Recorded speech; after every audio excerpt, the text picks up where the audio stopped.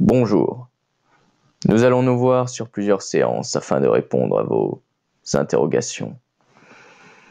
Mais moi, je ne fais pas dans le conventionnel. Pour cela, je vais sonder votre esprit. Ensemble, nous allons ouvrir une à une les portes de votre inconscient jusqu'ici verrouillées et découvrir ce qui s'y cache. Nous allons explorer un monde de mystères, d'énigmes, mais aussi un monde où la logique perd pied. Votre monde. Prenez garde de ne pas vous y perdre, car vous pourriez bien perdre la raison.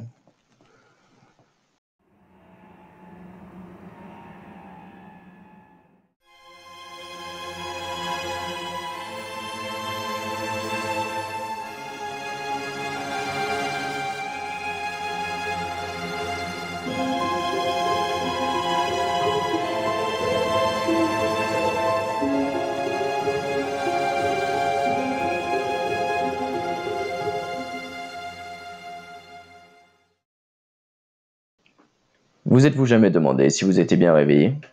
Si ce que vous voyez était réel? Si vos yeux ne vous jouaient pas des tours?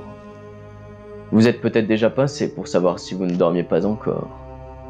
Vous savez, ces rêves qui semblent si réels. Vous avez l'impression de tomber et vous vous réveillez en sursaut, trempé de sueur.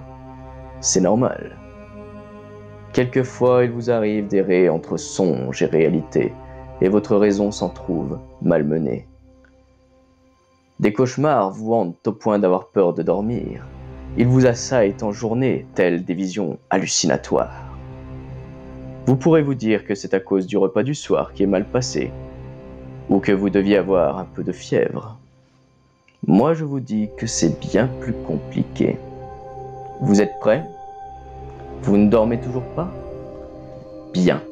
Alors suivez-moi dans le labyrinthe fantasmagorique de David Lynch, Mulholland Drive. Je ne vais pas rentrer dans les détails, ce n'est pas le but. Mais l'histoire se déroule à Hollywood et raconte comment Rita, une jeune femme amnésique, a échappé à son meurtre et va se lier d'amitié avec Betty, une jeune actrice en recherche de succès. Toutes deux vont tenter de recoller les morceaux de la mémoire de Rita. Ah, Mulholland Drive, cette œuvre mystérieuse aux allures de cauchemar éveillé. En général, avec ce film, personne ne se souvient de l'histoire, mais tout le monde se rappelle d'au moins une scène qui l'a marqué, car c'est là tout le schéma narratif. Un ensemble de scènes obscures qui semblent ne pas avoir de lien entre elles. Une femme amnésique perdue dans la nuit, un mystérieux cow-boy, une étrange créature, une boîte bleue. David Lynch lui-même n'a jamais voulu donner d'explication ou d'interprétation précise quant au récit, le désignant simplement d'histoire d'amour dans la ville du rêve. Le rêve, c'est le point le plus intéressant de sa description.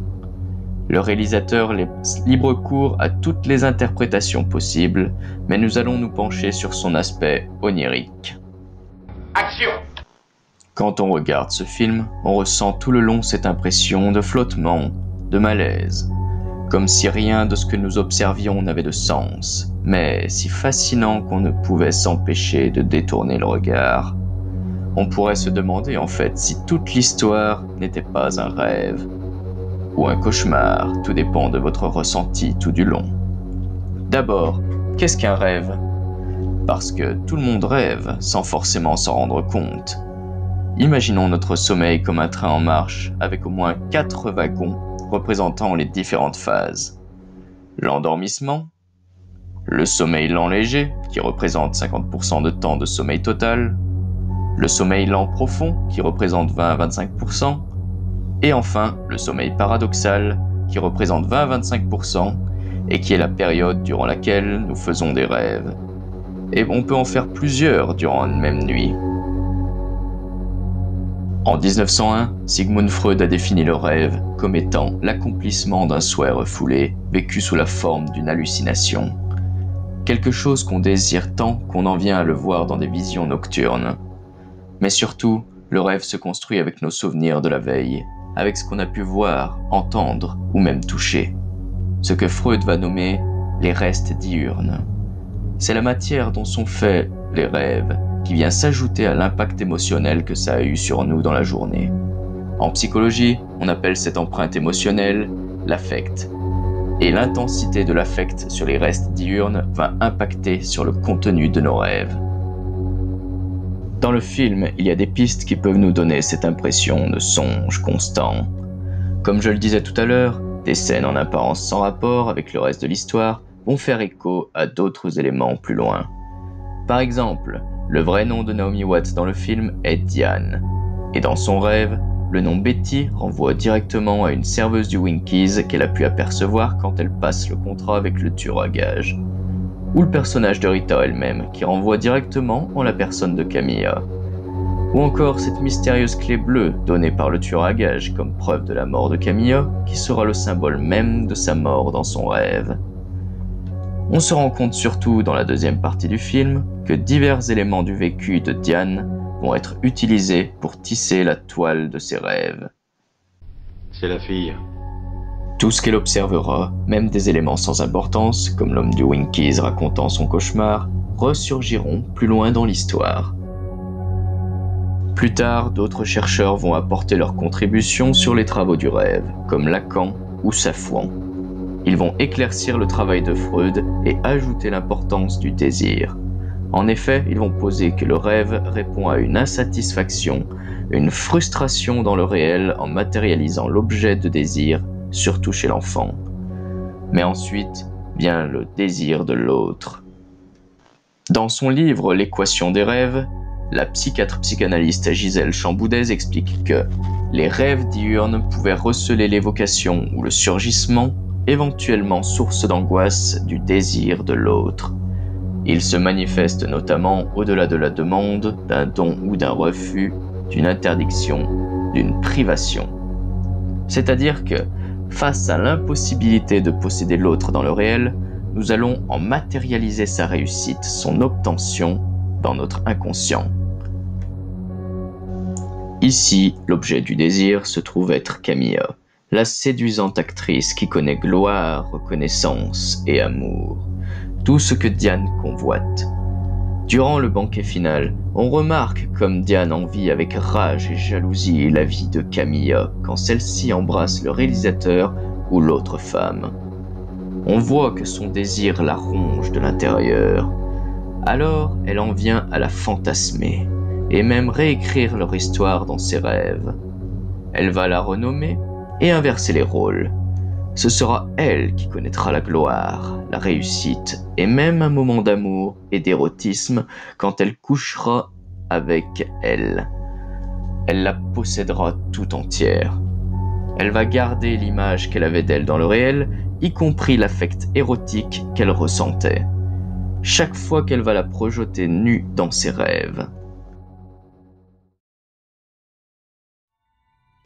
Vous êtes toujours avec moi ? Votre santé mentale ne semble pas encore ébranlée. Ne vous endormez surtout pas. Jusqu'ici, nous avons pu voir le côté doux et fantasmé de vos rêves. Mais là, nous allons ouvrir des portes de votre inconscient enfoui au plus profond de vous. Des portes volontairement fermées à clé. Qu'y a-t-il ? Il y a des choses que vous ne voulez pas que je trouve ? Des souvenirs dont vous auriez honte ? Vos rêves traduisent-ils peut-être des chagrins insondables, des peurs profondes ou de violentes colères? Vous ne vous souvenez plus ? Mon Dieu, qu'avez-vous fait ? Plus tard, Lacan observera dans ses travaux que les personnes qui ont vécu un traumatisme seront en proie à des rêves faisant revivre le trauma à la façon d'un disque rayé. Un souvenir non intégré par notre inconscient va se répéter en rêve. Et au moment où l'on fait face à ce que des chercheurs ont appelé la mauvaise rencontre, sans y être préparé, sans avoir établi de mécanisme de défense, alors la personne se réveille. Et ces nuits agitées généralement se répéteront à plusieurs reprises tant que l'élément refoulé, le trauma, n'a pas été intégré. Dans le cas de Diane, c'est la mise en œuvre de l'assassinat de Camilla par le tueur à gages qui va la tourmenter petit à petit, qui va la ronger. Elle n'acceptera pas son acte et va enfermer cet obscur souvenir dans un coin de sa tête, puis va refaçonner une réalité fantasmée. Le cube et la clé sont les éléments les plus concrets de son trauma. La clé est l'objet sur lequel Betty a déposé un très fort affect. Elle la renvoie au meurtre qu'elle a ordonné, à l'événement traumatique. Quant à la mystérieuse boîte, c'est le portail qui renvoie à la réalité. Remarquez comme à chaque fois qu'elle l'a en sa possession, elle l'observe avec fascination et avec terreur. C'est une allégorie de son déni. C'est la cachette dans laquelle elle s'est réfugiée sous le poids insoutenable de sa culpabilité. Elle s'est tout simplement trouvé un cocon de sérénité dans ses rêves, dans lequel elle se rassure. Sauf que le trauma sera si intense qu'il la harcèlera même dans ses songes. Est-ce que sa culpabilité n'aurait pas pris diverses formes pour lui rafraîchir la mémoire, comme pour lui rappeler ce qu'elle a fait? Il y a ces visions de cauchemars qui vont se répéter, comme les personnes âgées du début qu'on revoit à la fin. Ce couple qui ne parle presque pas, mais qu'on voit sourire de manière tout à fait angoissante dans la voiture, sans aucune raison. Ou la créature qui se cache derrière le Winkies qu'on revoit plus tard. D'ailleurs, on les aperçoit tous deux au début et à la fin, comme pour ouvrir le rêve et le clore. Le couple reviendra à la fin en tambourinant à la porte, puis en la poursuivant dans sa maison, comme si son trauma lui-même s'était personnifié en eux et la harcelait. Et le SDF aux allures monstrueuses qui apparaît dans la chambre après son suicide avec la boîte se présente là comme pour dire « Je l'avais bien dit », comme une conclusion macabre. Il est là comme l'inéluctable destin d'une personne qui a osé tuer ou faire tuer. Ce sont un peu les terribles murmures du trauma qui te disent « Tu ne peux pas nous cacher éternellement. Tu as beau te bercer d'illusions, on reviendra toujours te hanter. » Diane va donc créer une nouvelle réalité onirique qui ne parviendra même pas à la satisfaire, car le poids de sa culpabilité sera trop lourd à supporter et finira par mettre fin à ses jours en se tirant une balle dans la tête. Je compare toujours un trauma ou le sentiment de culpabilité comme une boule noire suintant la peur qui grandit constamment dans notre inconscient et qui prend de plus en plus de place au point de ne voir qu'elle.